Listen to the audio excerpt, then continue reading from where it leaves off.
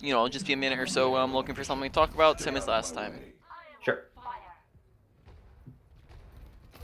Enemy turret sighted. Enemy turret destroyed. Take cover. Into the iris.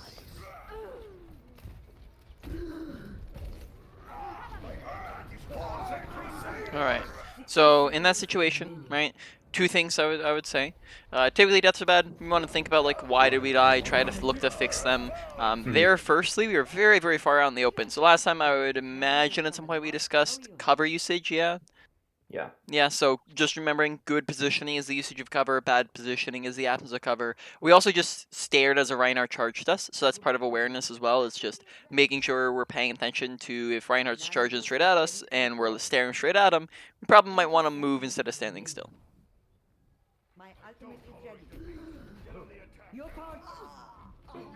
Alright, so in that situation, right, why do you think we died?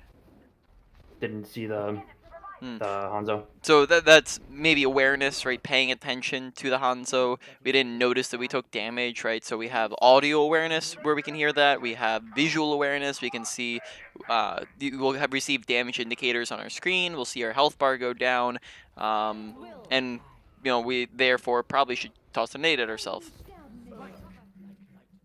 I also don't think I could see who we nanoed there, but not super big.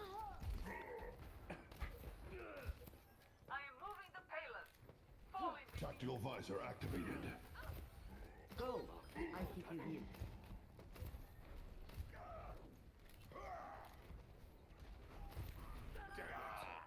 Settle down, old man. Team, heal up. The payload has reached the checkpoint.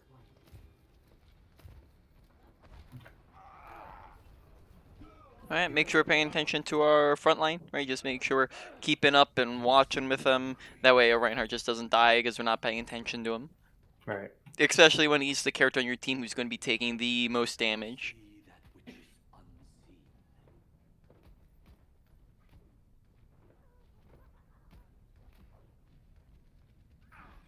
60 seconds remaining.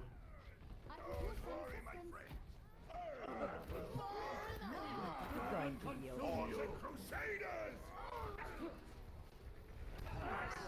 Alright. Oh. So, last time did we discuss when... Oh, last time we went over Mercy, I think, yeah. Yeah. Okay, so we never actually went over Ana. So I'll have one thing that we can discuss after, or probably more than one coming up, but for the moment, one thing that we'll discuss after the game is over. 10 seconds remaining. Push forward.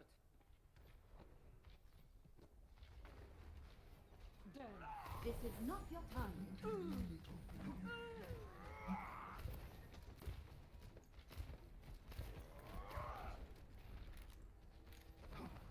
10 seconds remaining.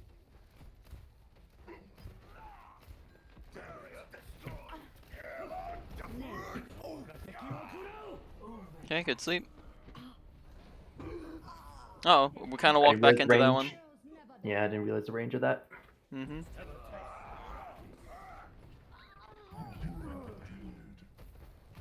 I'm being attacked. We still need you. My ultimate is fully charged. Get in there.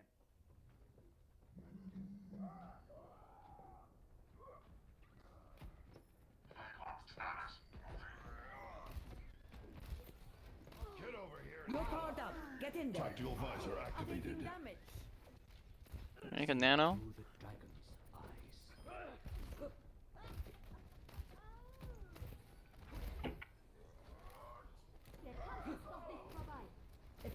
Alright, so, last time did we talk about survivability at all? A little bit, yeah. A little bit, so we didn't go too much in depth. Do you remember what did we talk about when it came to survivability? I think it was like near the end. Okay, so then we can just review that. Yeah. Alright, so I'm going to stream if you'd like to take a look. You can also leave that game. So, firstly, let's just talk about survivability, because that seemed like a very big major issue. So, firstly, in terms of survivability, we had 17 deaths that game, which is a whole heck of a lot of deaths to have. So, dying is bad, right? Like, whoop-de-doo. but I'd like to explain more in depth of why it's bad, because it might be even worse than you currently think it is. So dying is bad, firstly, because when you die, you are going to be out of the fight for a very long time. So you have 10 seconds of respawning, but then also 10 seconds of walking back to the fight, which equates to around 20 seconds per death.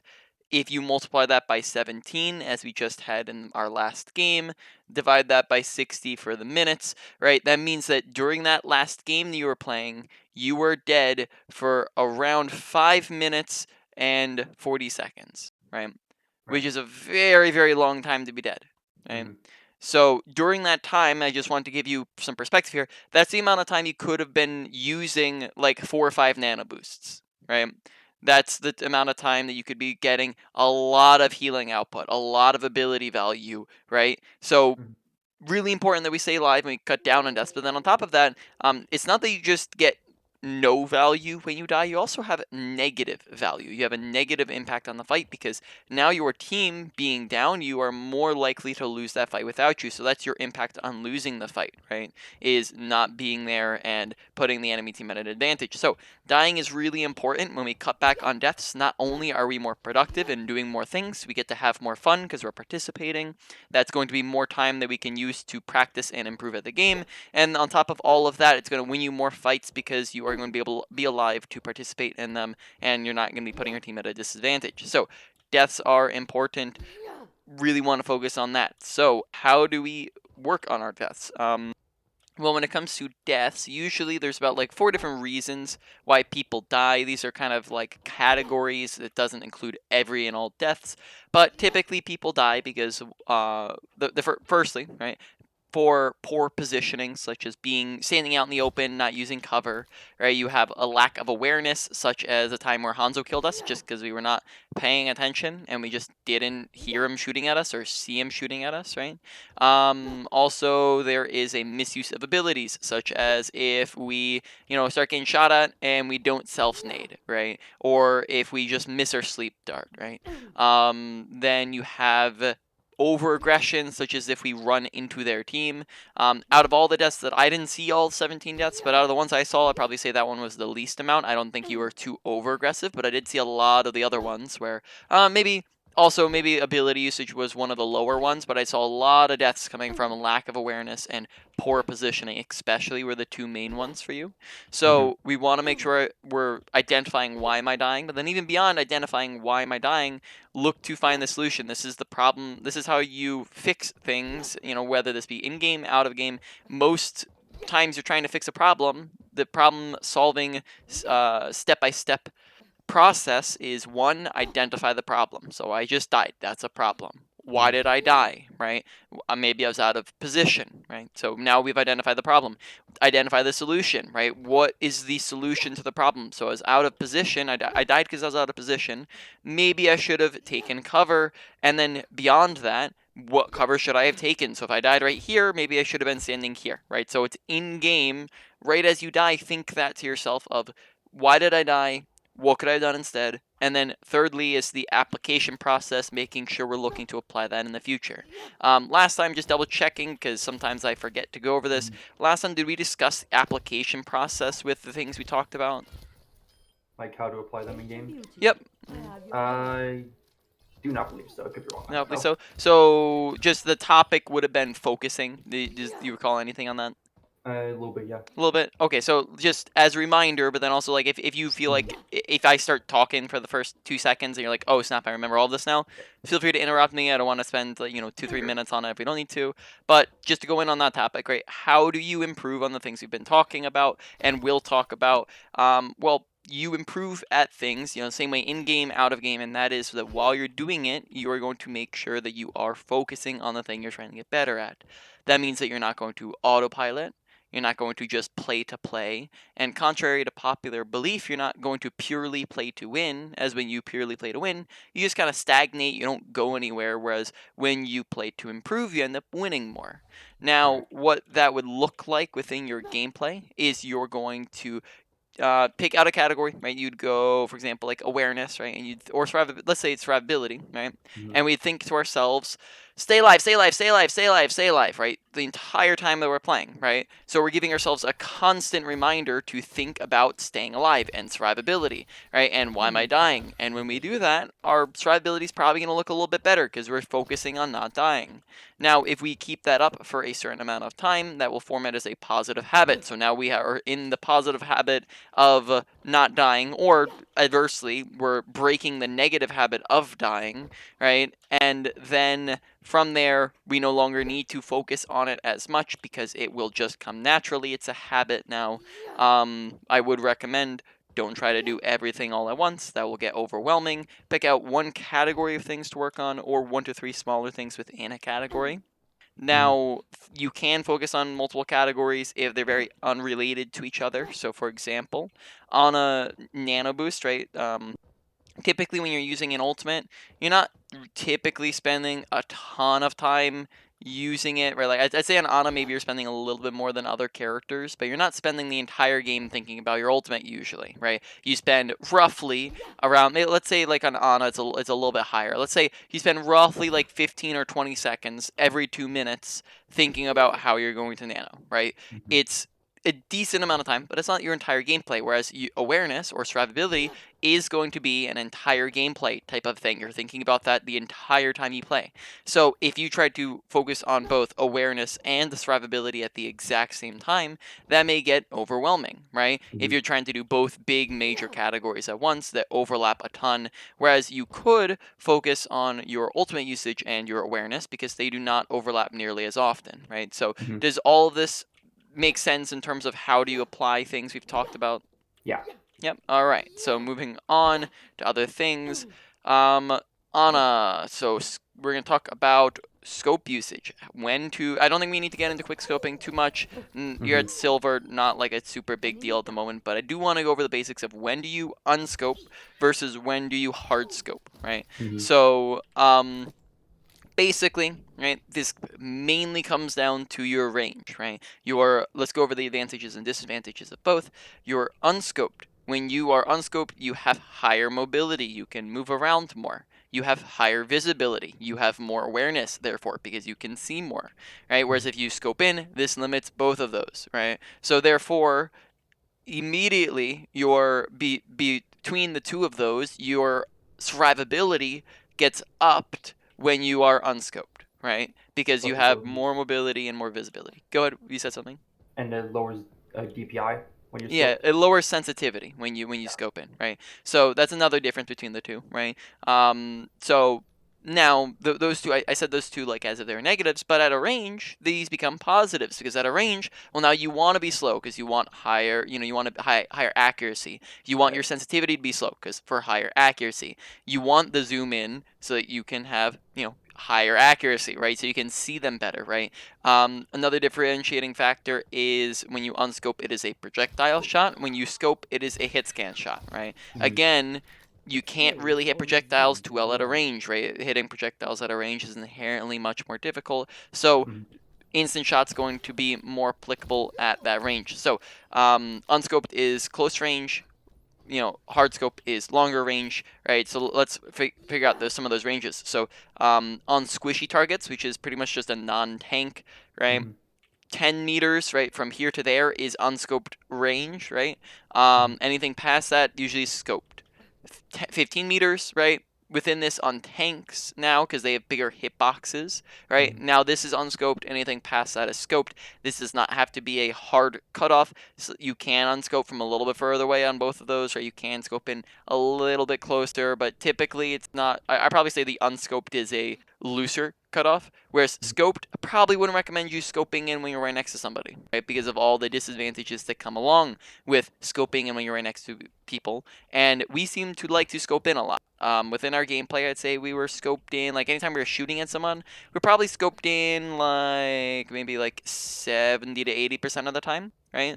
It was the vast majority of how we were shooting was scoped. Now it's going to depend on the map and the team comp of what, how often we're doing each, but typically they're more evenly distributed where it's like around, and then if you're, let's disclude the quick scoping because that gets involved, but it's going to be around 50-50 between the two of them, right? So that's just how to use those two. Now, Nanoboost, I think from what I saw very briefly, looked pretty solid. I didn't see many problems with it, but we'll keep looking, keep an eye on it. General mechanics seemed solid. I might recommend you changing your crosshair for the fact that I do not believe that circle with a dot in the middle really is does anything. Like if you were to if I were to ask you what does, for example, because I definitely think having a dot there is very fine. What does a circle add to the dot? Like, do you have any clue what that would benefit you? Range, like general area where the crosshair is, because I sometimes lose my crosshair placement. Okay, so you don't notice where your crosshair is? Is that what Yeah. you're saying? Okay, in that case, you always you can make the dot bigger, right? Is a thing you can do. On Ana, I don't know why I have it on the crosshairs here. Actually no, I remember I did crosshairs. So typically I recommend across most characters just you either do crosshairs or dot. If you were to do dot, you always have the option to make dot bigger, right? So you can just do this with the dot size and make it bigger, or just look to the center of your screen. You have the option to make the opacity bigger, right? To notice how that changes it as well, right? So if we tried to make it like the easiest possible dot, you could see we could do this, right? And then that's a massive dot on your screen, right? But it's probably, I'd say that's even this would be better than the ring because it just doesn't really do anything. Not a big deal. Honestly, not going to do a ton. That's not going to rank you up hundreds of SR. Just maybe a tiny thing to throw in there. On the bigger end of things, let's talk about your ability usage. So ability usage is very, very important on Ana, right? Ana, her ability usage is how she carries in games, right? If you're just sitting there going pew, pew, shoot, shoot, heal, heal, right? You're not really doing a ton. You're basically doing the bare minimum, your job. But how you carry games, how you leave a lasting impact on them is by landing very big abilities. Your Nade specifically is an insanely powerful ability. When you land a 6-man anti-nade, right, in a lot of situations, that is going to have more impact than your Nanoboost, right? Which is insane that you have an ability that can do more than your ultimate, right? So now that's not going to be the case with every nade you land, but in any case, I might recommend putting a lot more effort into how you're using your nade, right? Go for anti-nades more often. I didn't really see us going for anti-nades very often, right? Even if you're landing that 3, 4, 3, 4, 5 range anti-nades, those are still doing a ton of value, right?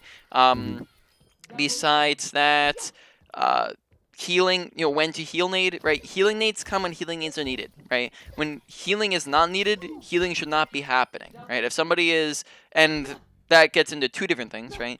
You have to identify, is this person low and are they in danger? Because those are two separate things, right? I can be critical HP and sitting right here in this corner, but I am not in danger because nobody can see me, right? And I can be full HP standing in the middle of their team, and now I am in danger, right? Because those two are completely different. If you're full HP, if the person you are healing, right, with your nade is full HP, is your nade really going to do anything? Not really. Not really. And then if they're, in a corner, maybe just normal heal them up, right? What do you need to waste the really powerful cooldown for, right? So don't make sure paying attention to that. Anytime that you just have nade sitting there and you don't need it for healing of yourself or your teammates, right? Then we want to make sure we're using it aggressively for the anti, right? Look to go aggressive with it, right? Sleep also is very important. Like to see a lot more effort into that. So throw them out there more often. Get them out off. You want both quantity and quality. You want them, be throwing them off a cooldown while also getting good quality out of them. Let's see. Nade usage, tip for using it at longer ranges, is that there's a little tech here that you can use.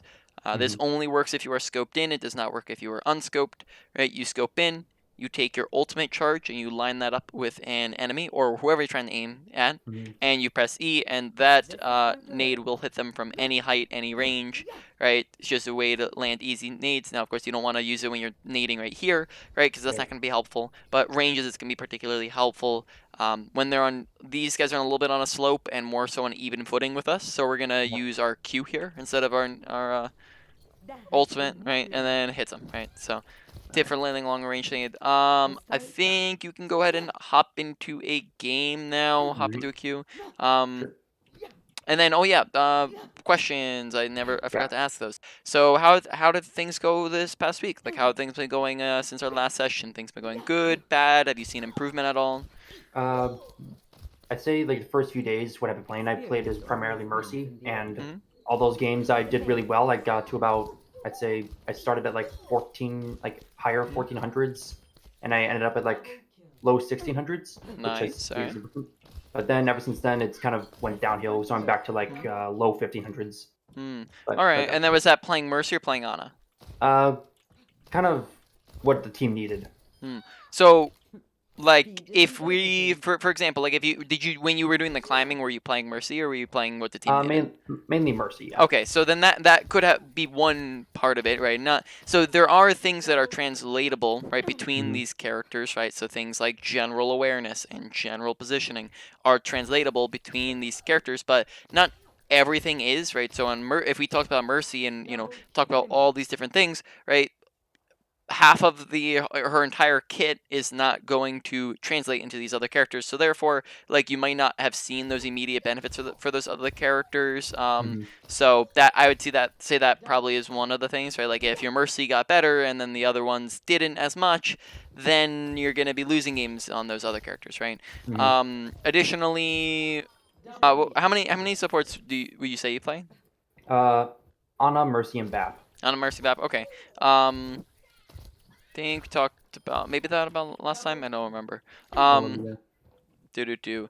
Yeah, so I think that's fine, right? Just make sure you're practice like when you're going between these characters, right? Think about the ones like and you're working on them and you're looking for something to focus on, right? Like let's say you went let's say you went Baptiste after this session, right? You're gonna look Mhm. to work on the things that are general and apply to all the characters, right? You're not gonna go to Baptiste and use what we talked about with Anna's abilities, right, on Right. Baptiste because those aren't translatable, right? But you would go over to Baptiste and work on the things we said about survivability because those are translatable, right?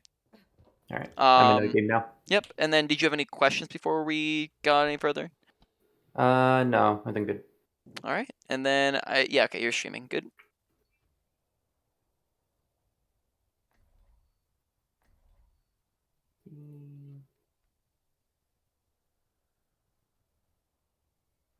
Can you see mine? Yes, I can. Hmm. So, I'll go back. No dying on my So, can you press tab for me real quick? What was that? Can you press tab for me real quick? I'm looking All right. forward So to when watching. you are picking BAP, right? So it just gives you some tips on like swapping characters and knowing Mhm. when to be on which character. Probably say Ana would be better in this situation for two reasons. Firstly, we have good Nanoboost targets with Reaper and Winston, and secondly, we are on a dive, or at least we have a lot of dive characters. We have dive tanks and Reaper, who's just gonna teleport around and not be near you. Baptiste is a character who is very close ranged and likes to be with his team, and dive really does not work well with him. So Ana is a character who does work well with dive. So therefore, and then we're on a tracer now too, right? So Ana would work a lot better, and an echo, right? So Ana would work much better in this composition than Baptiste would. Does that kind of make sense? Yeah. Yeah. Are you familiar with what like a dive composition is? Um, Kind of the characters that get in quickly. Yeah, fast mobility characters is mainly what you would classify dive as. You'll be fine. And right now we're a little far back. Might want to push a little bit closer because we don't really have line of sight if our team pushes forwards here. Mhm. Go. I'll keep you healed. Okay. System health compromised. Thanks. You're probably going to find more value out of looking for situations to use your abilities than shooting a couple pot shots into a tank, right? Mhm. So use that time to think about how am I using my abilities, right? Here we could just be chucking them in there to do things. Probably recommend looking at your health bar, right? Yeah. Make sure we're paying attention. Self-nade, request healing is another thing I'd recommend highly, Swap my position. right? When Hog lands a hook, chuck a sleep at him. That Mhm. sort of idea. Here we could just be chucking sleeps like just down that corridor, because like just to know we haven't used it yet. Healing. Got someone. Oh, I keep on forgetting the range of the hook. Yep, It's long. 25 question mark. 20 or Yeah. 25. I can't remember. I think it's 25 sounds like the right range. Let's coordinate our efforts. Yep. You're covered. So as of the moment, I'm emphasizing quantity. I want you to be getting those abilities out a lot, right? Mhm. Just because that's how you're gonna get the most value. Enemy contact. Nanoboost is ready to deploy. Okay, be closer up on that corner, right? It's not like they're gonna be able to damage you any less from a mile back. وريهم قوتك.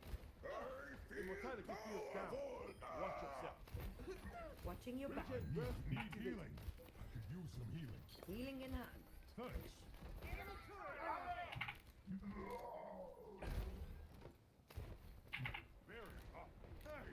need healing. You're covered. Need healing. Walk it off. Enemy turret here.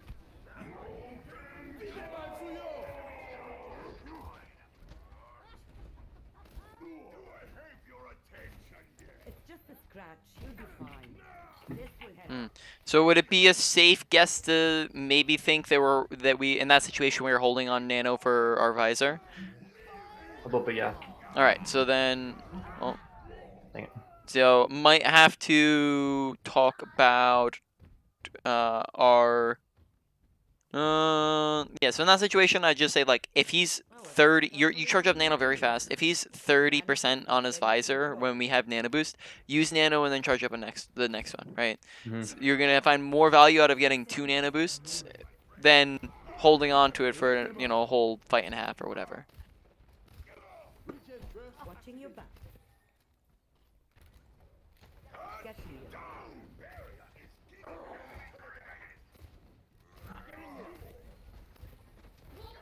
I will keep you healed. Healing in hand. You're powered up. Get in there. Tactical goggles activated. وريهم قوتك. Okay. Enemy contact. Last time did we discuss how to tell whether or not you've won or lost a fight? If there's less of our team, or if we're backing up.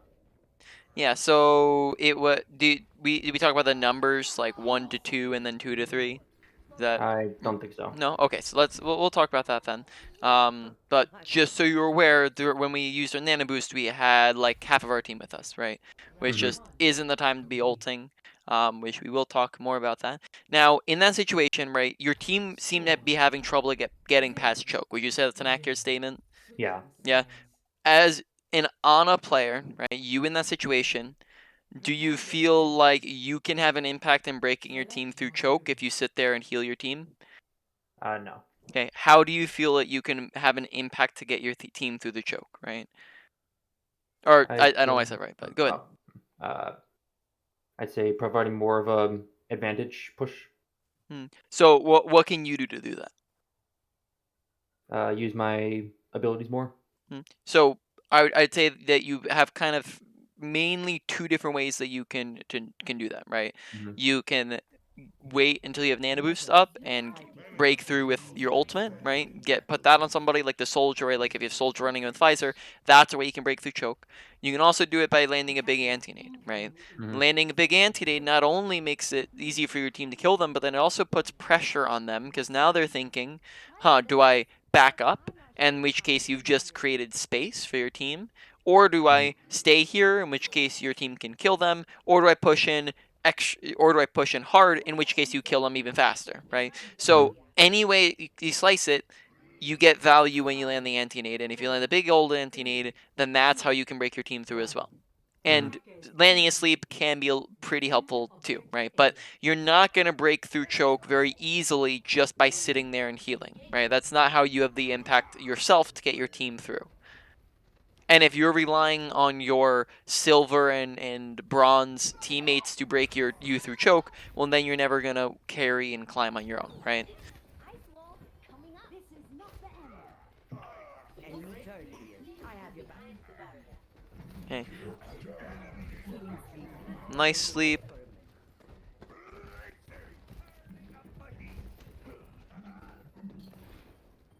Taking damage. This is going to hurt.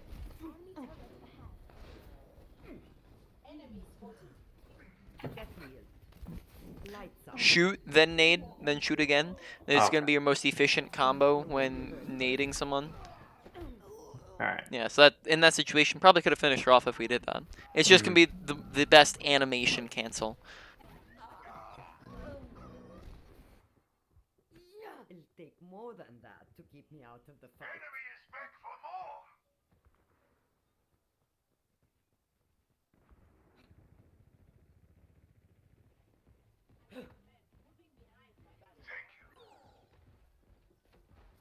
Heroes never die. Okay.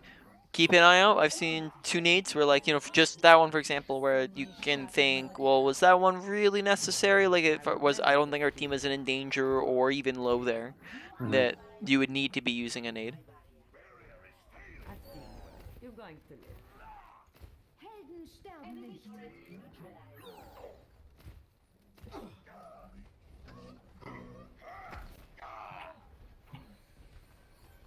Dein Wille ist da.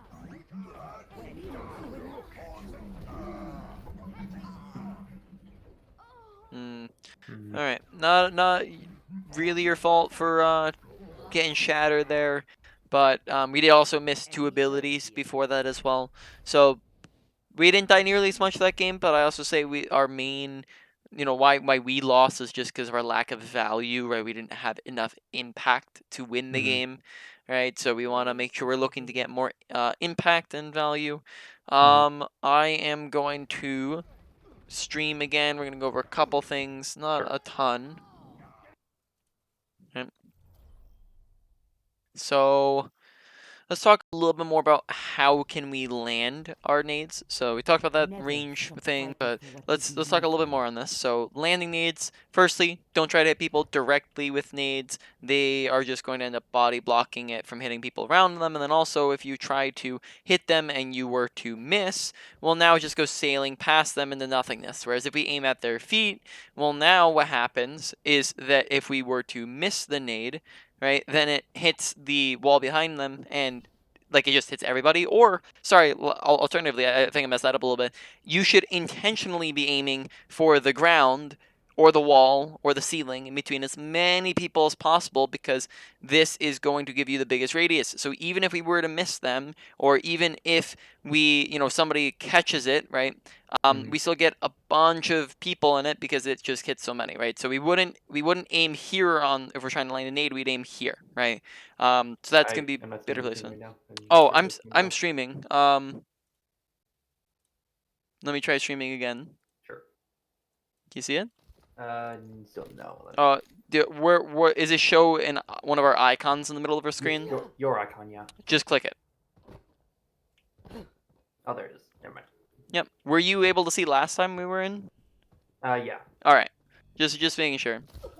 So you can see now. Okay, good.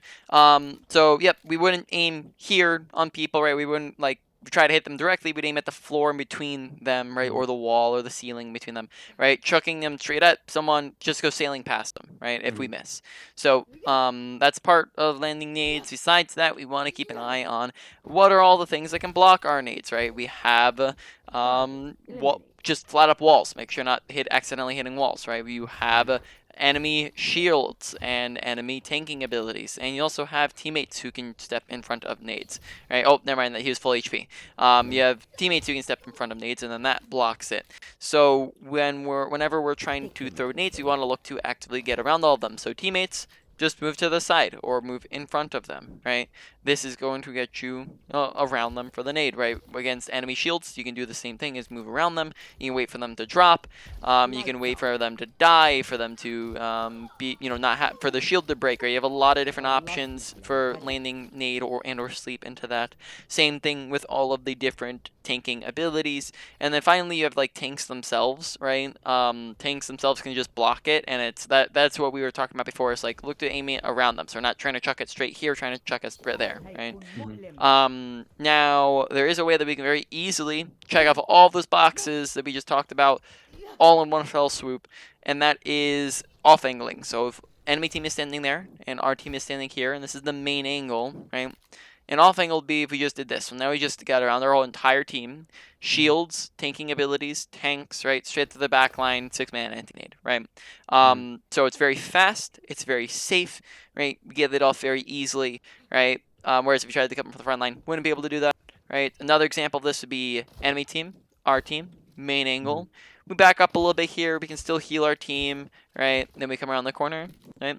Now we just immediately get around every single obstacle, straight to the back line, right? High grounds all act as natural off angles as long as we are above them. If they're all the way over there, then shields and stuff still block you, right? So it's not as much of an off angle when they're far away, though it still might be helpful to be up on the high ground for better angles and visibility, right? So that is about it, though I would just caution, there is a difference between off angling and flanking, right?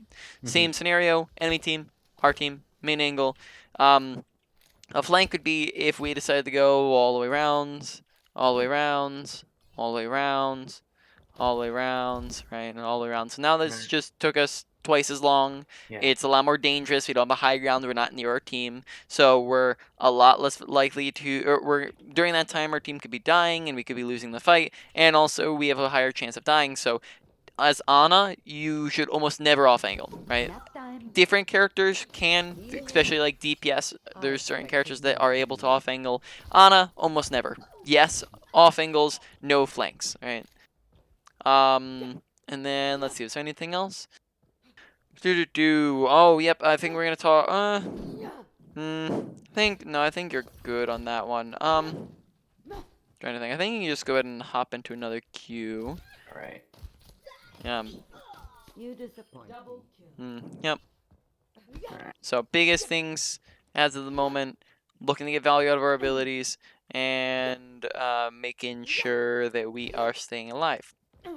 Let's talk about, I guess, actually, while we're in queue here, talk about I'm in a game now. Oh, I got a game. Okay. Real fast. Ana has 3 different specific positioning checkboxes.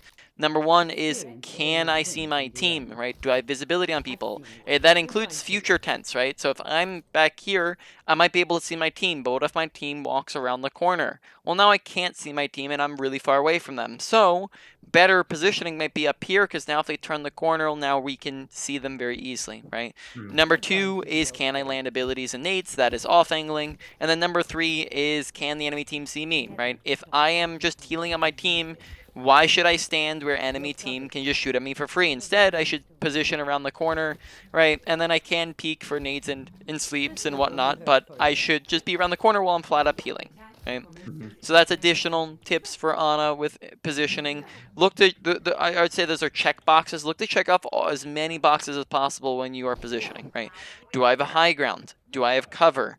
Can the enemy team see me? Do I have position, do I have an off angle, right? Can I see my team from here, right? So look to check off as many boxes as possible.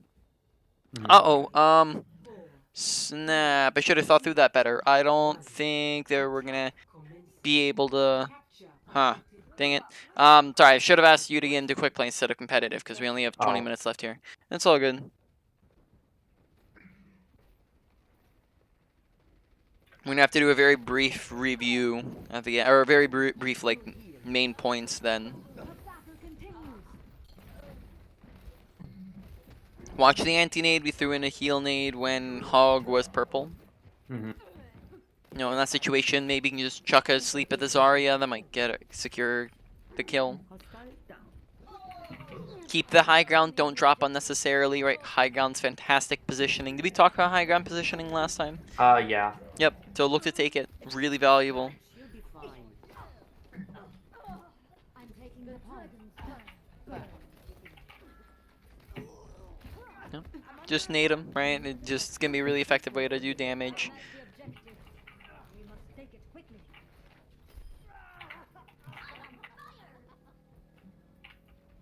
Yep, so now we've talked about a bunch of things, so I might start talking a little bit more often while you're playing, giving you some reminders for some things, getting you into the habit of acting them out. Push forward a little bit faster, look at your team, right? Are we gonna thinking future tense, like look how far away we are from them, so now we don't have line of sight on any of them. So we lag behind, therefore we Junkrat died, right? Good anti-nade. I like the positioning we're in at the moment, that's good. Right, paying attention to our health bar. Probably want to use like next nade we get for ourselves. Oh, we never talked about how to tell whether or not you've won or lost a fight. That's something we'll get to if we have the time. I'll rush it in between rounds.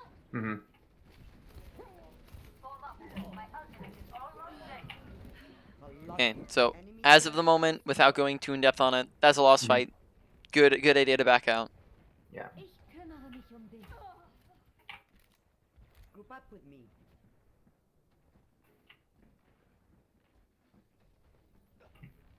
Form up.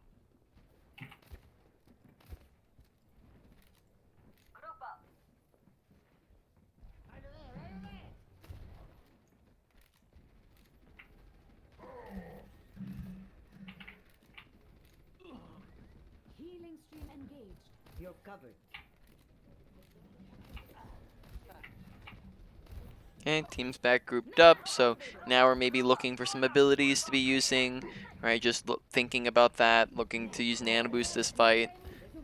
You're powered up. Get in there. Noting that he's not going to get that healing if he's purple. Walk it off. And he also is like in the middle of backing up, so like he wasn't in a position to really do anything with Nanoboost, which largely meant that most of that ultimate was wasted, right? The pain is Nice nade. I like it. Support me. I will keep you healed. Enemy turret. Fire. Keep out of my way.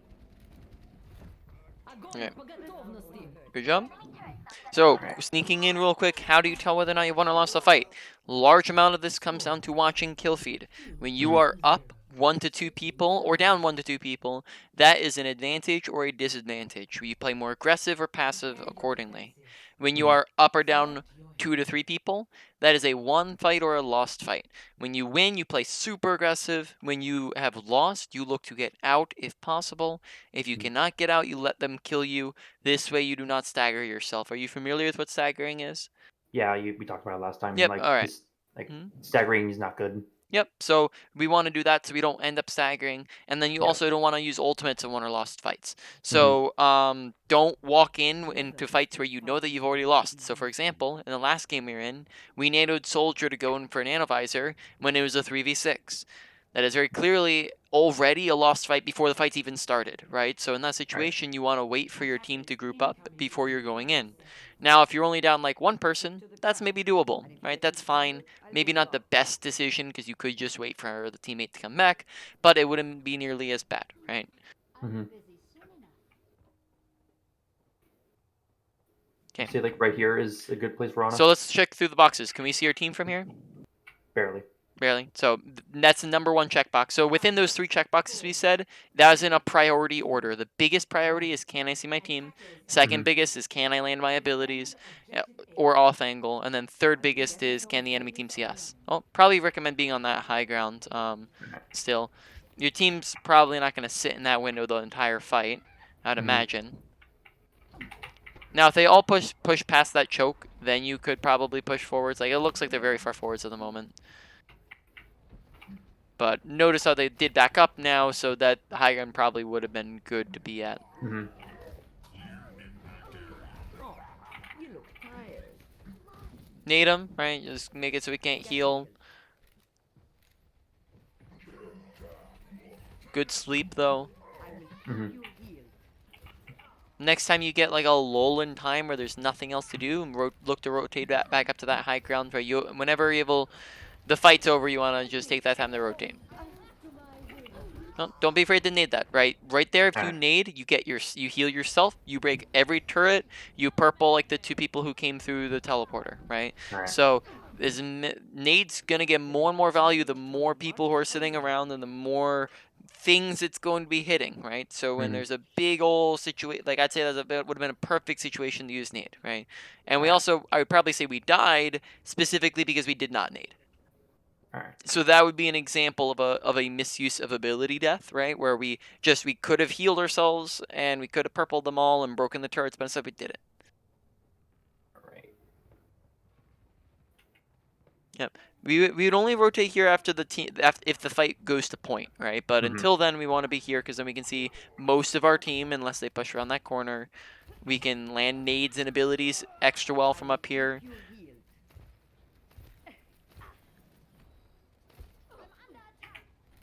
Right, yep, so your team does good points, so yep, rotating over is fine. Probably looking to use their ability still. Yep, good nade.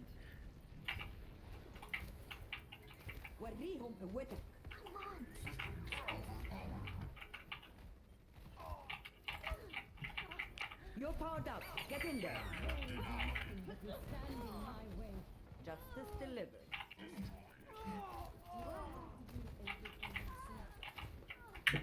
Okay.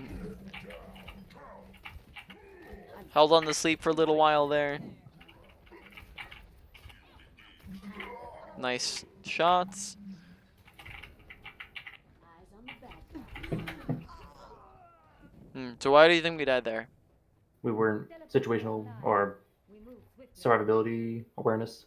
Yep, awareness definitely was the issue, right? Because we didn't notice soldier was there. Dang Mhm. it. Don't know if the time. Should have had you do a quick play. Yeah, we'll maybe go over survivability briefly, if or not Mhm. survivability, audio awareness if we have the time. Right, so now we're thinking about next fight positioning. That's a lost fight, right? So we're looking to reposition Mhm. here, right? Thinking about the next fight, right? So we're thinking, where's the next fight gonna be? Right back here. Back here. So where, can we position to where we check off as many boxes as possible? Yep, This high ground. box number 1. Yes, we have a high ground, right? So that's good. My ultimate ability is ready. I have your back. Okay, so since we're winning this fight, I guess I'll start talking. Yeah, okay, we won. So from where you're at right now, can the enemy team see you? A little bit. Yeah. So maybe like left side might be a good idea, right? Because then that puts them out of your line of sight. Can you really land abilities super well from here? I will keep you. I think so. You think so? What if we were like top left? Wouldn't that give us even closer positioning to them Right. and an off angle to use, which could get us around like Mhm. things? So I'd say like we probably want to be. Oh. I'd say we probably want to be on that top left high ground rather than this back high ground because that's going to give us superior positioning. Check off more of the boxes. Now you are correct, this is still good positioning, just I'd say the other one is better, right? Mhm. I would say that top left high ground is as close as you can get in this game to having perfect positioning. One of the best spots to be positioned in the game. This is going to hurt.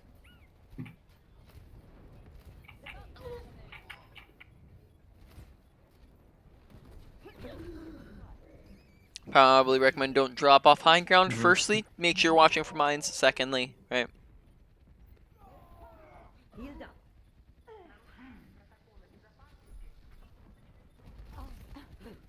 Trust all point. Help me. This is not Okay. Don't worry about stalling if you have other people on point 1. 2, if you're nowhere near the cap time, right? You had another tick and a half to go. Don't worry about ticks, right? If you have, the only time you should ever be touching point Asana is if you are like, 10% away from capping and you see no one on my team can touch, right? Mhm. That's the only situation where you'd ever run the point. No. Oh, so Still apologies skin for that flank. apologies for talking, but No, there it's that's also audio awareness, right? So Mhm. listening, keeping ears open.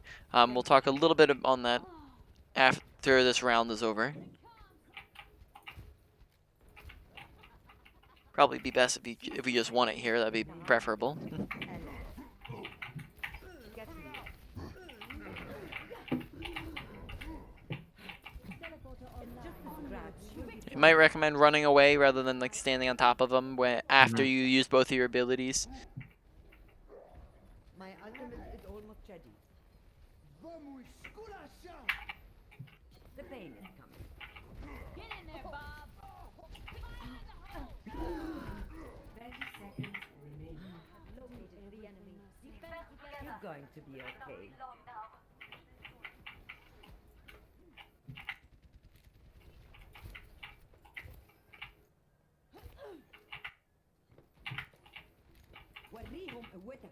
Get out of my way.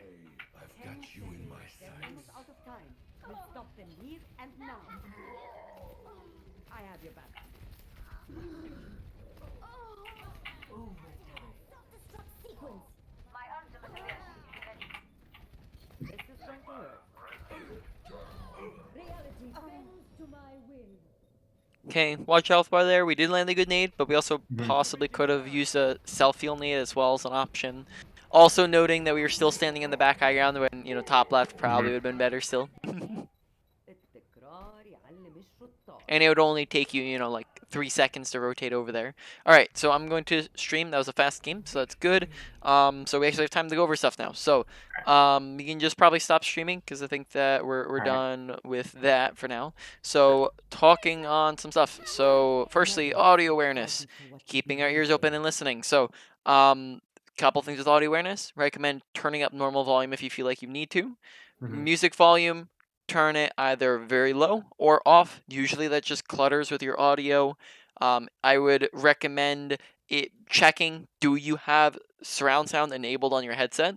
If you do Mhm. not have that as an option, then make sure that you have Dolby Atmos for headphones enabled in game. That is the in-game equivalent.